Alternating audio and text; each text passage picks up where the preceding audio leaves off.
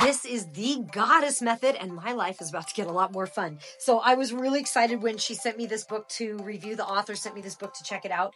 And so thank you so much for that. So this is mind-boggling levels of pleasure for both men and women. But this is all about training the V. I'm not sure what I'm allowed to say here on, even though it says it on the book, I'm not sure what I'm supposed to say. So I'm going to end up with 36 the V skills. Very exciting.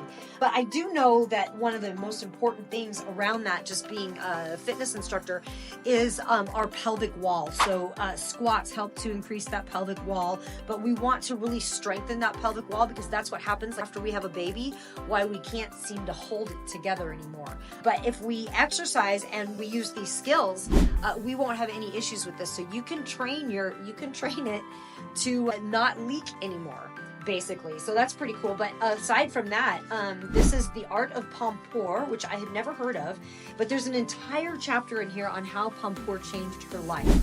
So I'm just going to do a quick read here. So my mega cool beginnings. I was a late bloomer when it came to sex, partly because I thought I would wait until marriage to seal the deal, but mostly because I was a chubby teenager who wrote fan fiction, got straight A's, and reminded the teacher if she had given us homework for the week. Suffice to say, I wasn't sitting at the cool kids table, but I couldn't care less about that. For all I knew, I was going to be president one day, and all the cool kids were going to work for me.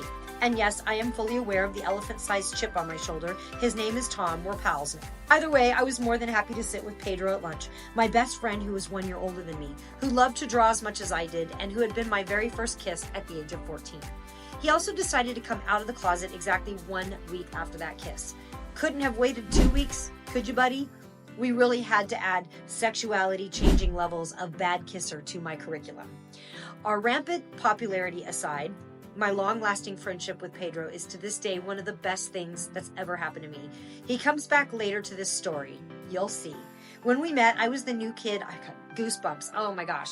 My best friend in high school was gay too, so this is very cool.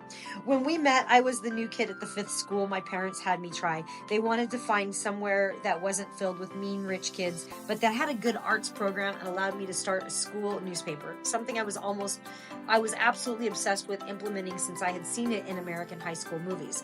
This school had neither. But after what had happened at my previous school, it was the best we were going to get.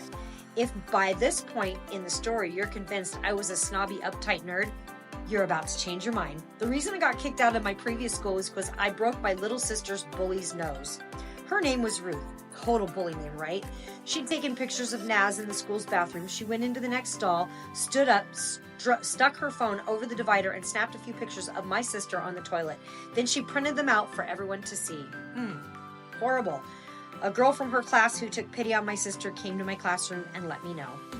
So during the next break, I raced down the hall, barged into the room, and punched that Ruth B right in the stupid face. The next day, when my parents were summoned for my expulsion, my dad could not hide how proud he was of me.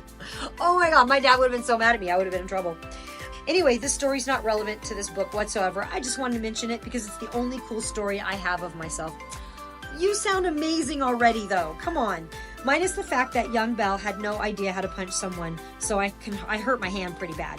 But we can go back to the snobby, uptight nerd now. The snobby, uptight nerd was about to become a queen at self-pleasure.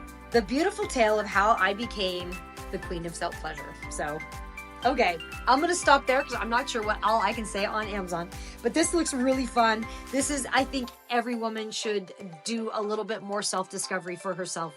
And this is a really good way to find it. So much love to you ladies out there and love yourselves. You're amazing.